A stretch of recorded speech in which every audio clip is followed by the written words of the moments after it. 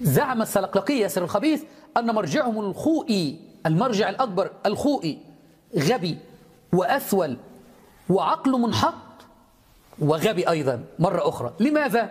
لأنه كان يشرب الدخان. نشاهد ماذا يقول عن الذين يشربون الدخان. ينحط إلى أقصى درجة حيث يقبل على نفسه أنه يدخن الدخان. هذا عقل منحط، هذا غبي، هذا اللي يدخن الدخان، غبي وأثول أيضا.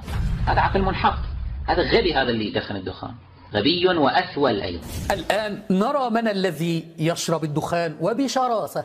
ينحط إلى أقصى درجة حيث يقبل على نفسه أنه يدخن الدخان. هذا عقل منحط، هذا غبي، هذا اللي يدخن الدخان، غبي وأثول أيضا. ينحط إلى أقصى درجة حيث يقبل على نفسه أنه يدخن الدخان. هذا عقل منحط، هذا غبي، هذا اللي يدخن الدخان، غبي وأثول أيضا.